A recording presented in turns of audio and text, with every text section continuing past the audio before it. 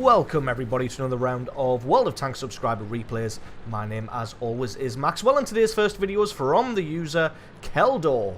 That is Keldor, and he's driving the SU-100 on a standard battle on Ruinberg. SU-100 being a tier 6 tank destroyer for the Russians. Going to have a couple of replays from Ruinberg today. The standard version of it, not the Ruinberg on fire, otherwise known as slightly rainy Ruinberg. So, SU-100 is a tier 6 tank destroyer for the Russians. Gets a very nice cannon on it at top tier, has pretty much the same stats as the KV-1S cannon, although it does not have as long a reload. Actually, looking at the reload here, this may not be the cannon that I'm talking about, as I'm pretty sure it only gets a slightly lower reload time than the KV-1S cannon, not such a substantial. You see the reload on this cannon's only 5 seconds long, so don't really think that this is the same cannon. Let's just have a look. Nope, indeed, it is the 85mm. With 180 alpha damage and 144 penetration. M5 Stuart making a charge right away for the allies here, going to be coming right the way over, but it looks like the allies on this flank are easily going to be able to overpower him and take him out. The good thing about this cannon is, even though it is only the 85mm, because of that reload speed of just about 5 seconds, it is going to be able to pump out a pretty good damage per minute. Having a quick shot at this SU-152 here, not quite able to penetrate him, but he does realise that he's been shot at, as you can see, and starts to back off into the distance a little bit there. I'm not going to say trying to get into a hull down position, obviously, because the tank destroyers don't have turrets. They technically don't have a differentiated hull, but just backing off to try and hide the weakest points of his armour. Finds an E25 here. It looks like the enemy team is rushing with quite a sizable force here. There's at least 3 tanks so far, and there's only Keldor and this SU-122-44 on the other side. Actually, 4 tanks now.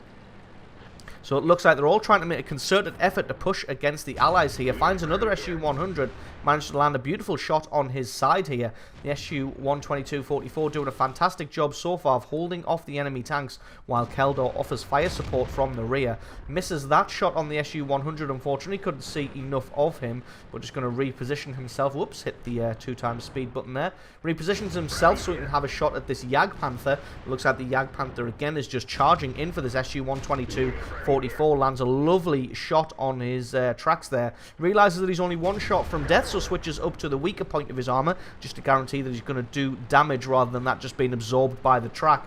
SU-152 charges in now to try and get some shots on Keldor, but I think it looks like, yes, the 122-44 repositions in order to land a shot on the SU-152. Unfortunately, he exposed his rear armor to that T-21, but hopefully Keldor can avenge his fallen comrade, and indeed he can.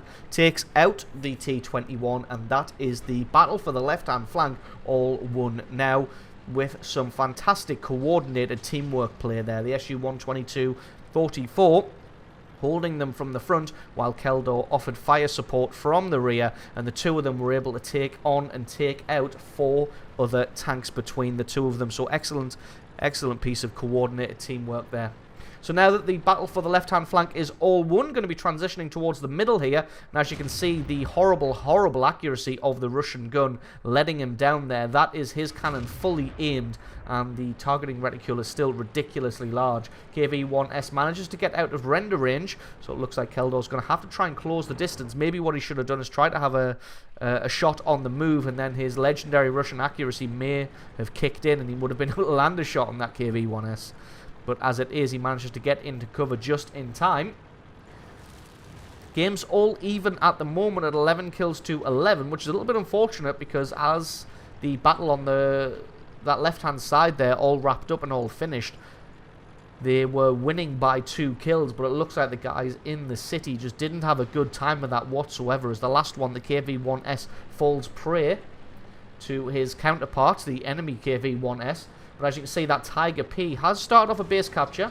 The T-150 is moving into support, so Keldor's going to be heading through the town now in order to try and offer some help. You just know that that KV-1S and T-29 are going to be making a beeline for the cap circle. So Keldor's going to try and come at them from the rear and surprise them, but he spots out a Chi-Nu. Beautiful snapshot to land that right on the commander's hatch. The Chi-Nu finally realizes that he's being shot at and where he's being shot at from, and decides for some reason to slowly back off and miss all of his shots. And Keldor's able to take him out pretty quickly. Decides to focus on the track of the artillery here, but got nowhere near the accuracy to pick out a small part like that. So decides to just switch it up and do some damage. FV realizes he's been shot at, so makes a move. Keldor has a shot and has a beautiful, beautiful hit on the move there. Well, not him on the move, but the FV getting up to speed. And that was a beautiful shot to ammo rack him. Not that he needed the ammo rack, but it's always nice just to land a shot like that. So Tiger P still... No. Scratch that sentence. I was going to say Tiger P still alive in the cap circle there, but it looks like the enemy team has now roared in and taken out the Tiger P and taken out the T-50.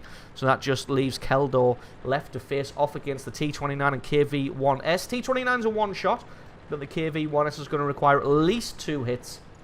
2 penetrating hits from Keldor here to finish off. Switching it up to premium rounds now, because he doesn't want to try and risk getting a bounce at this point in the game, because let's face it, the game rests squarely on his shoulders and his actions at the moment. If he plays well, he's going to win. If he doesn't play well, that's going to be GG and the victory to the enemy team. So doesn't want to risk landing a bad shot at a well-armoured point on the T-29 or the KV-1S, so just switches to those premium rounds. They still don't have a fantastic armor penetration value themselves. Finds both of the tanks. They're doing the smart thing of staying together, but the T-29 didn't have the traverse speed to get a shot on target. Trying to get in cover away from this KV-1S. Gets his track taken out. Lands a shot himself. KV-1S staying out in the open, but I think he's just realized now from the damage he sustained that the SU-100 doesn't have the fully upgraded cannon. You can see him thinking about it, staying out in the open there, that he would reload before the SU-100, but then at the last moment realised that the SU-100 didn't have the fully upgraded cannon, so gets himself back behind a building, just because he knew he would get himself taken out there. Keldor going to be doing the smart thing of flanking around. Hopefully that KV-1S is going to think that the SU-100 is staying put in the same position. It's going to come down to a case of, does he have the body and traverse speed to get his gun on target? No, he doesn't, and Keldor takes him out and picks up the victory for his team. So, absolutely awesome replay there from Keldor. Thank you very much for sending that one in. Don't forget to stick around, because as always, the score screens and another game are coming right up.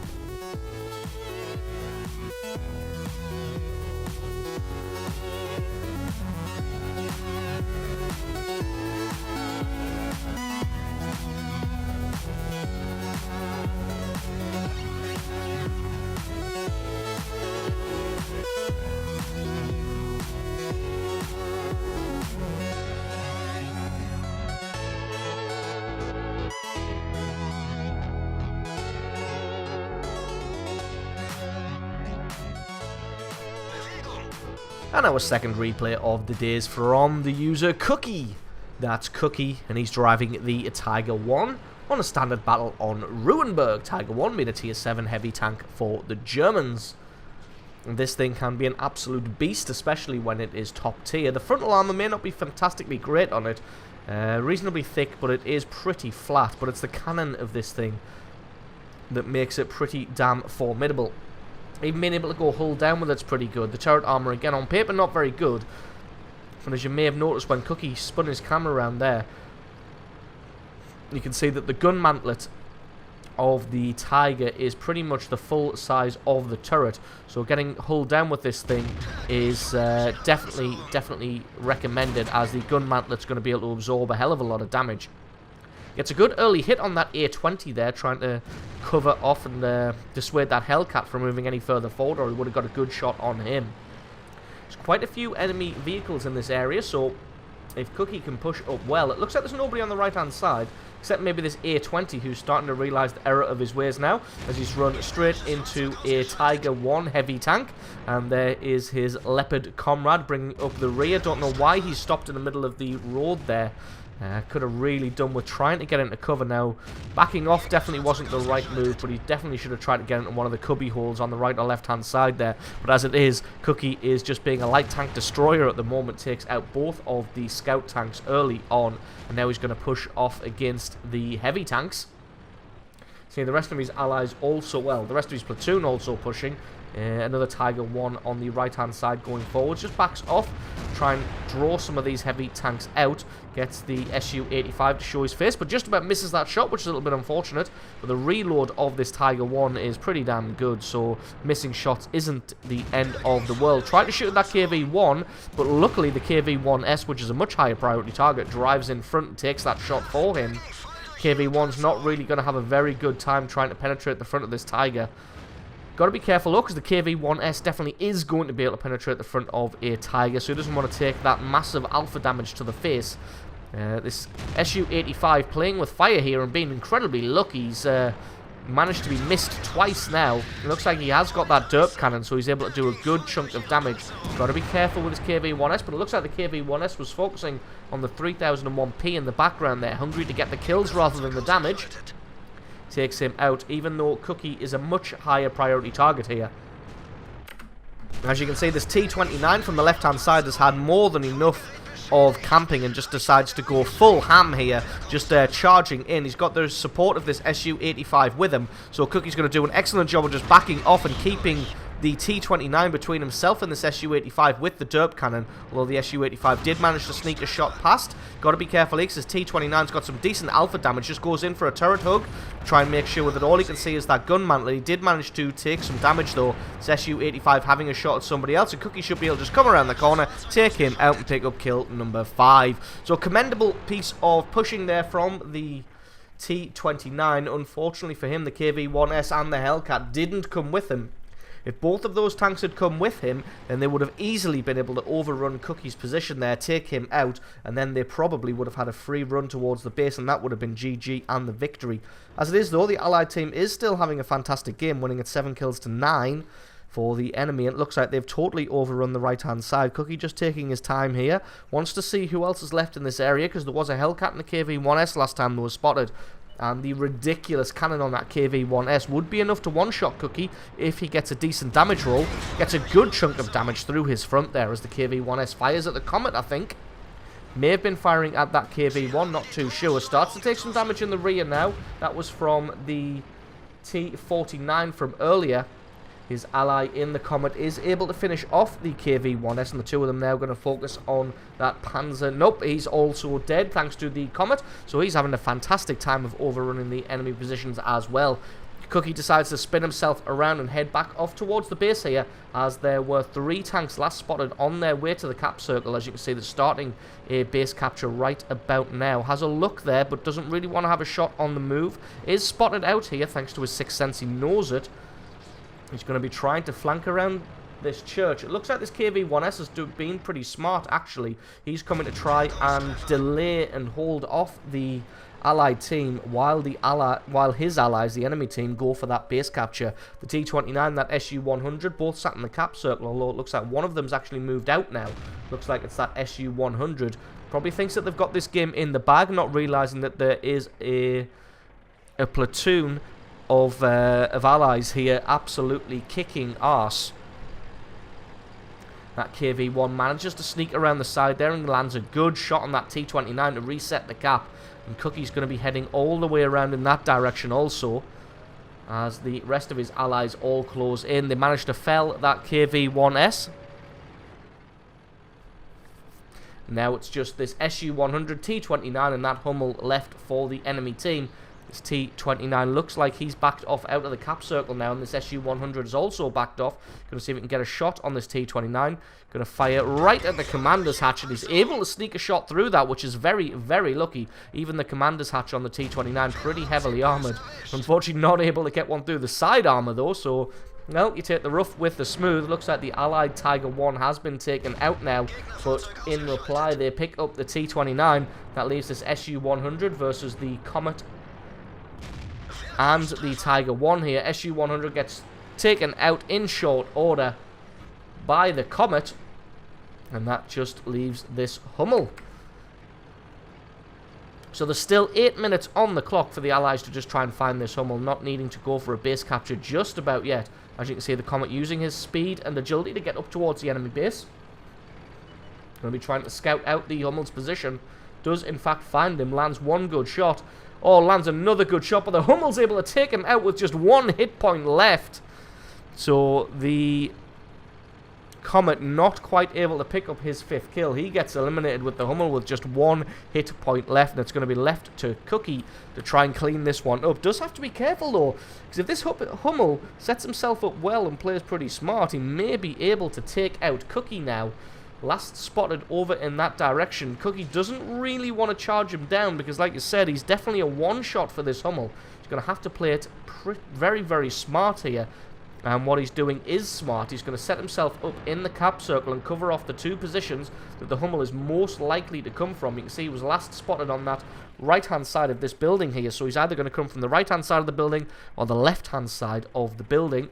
And if he doesn't come from either side of the building, then Cookie's going to win by base capture. And as you can see, just keeping his gun angled between the two approach paths, trying to decide which way the Hummel is going to come from, just keeping his gun in the center there, twitching it from left to right just in case the Hummel does see where he is. And you can see that he hasn't really got a proper escape, hasn't got a proper approach path. And there's a third route that he could take all the way to the left-hand side. I think that Hummel's probably trying to decide whether he can get in there and stop the base capture, or whether he just wants to sit at the back and not pay a repair cost. Oh, nope, he comes in from the right-hand side. Cookie drives forward, has a shot, and takes him out. Absolutely fantastic piece of reactionary play there from Cookie to pick up kill number 7, the final kill of the game, and the victory for his team. So absolutely awesome replay there from Cookie and his platoon. Thank you very much for sending that one in. Don't forget, guys, if you've got yourself a good replay, then please send that into replay@screenreality.com. Link for that is in the description. If you enjoyed this video, found it entertaining, useful, informative, learned something, or just enjoyed the clips, definitely consider hitting that subscribe button, like, favorite, and leave me a comment in the comment section below. Let me know exactly what you thought. I've been Maxwell, this has been World of Tanks, and I will catch you guys next time.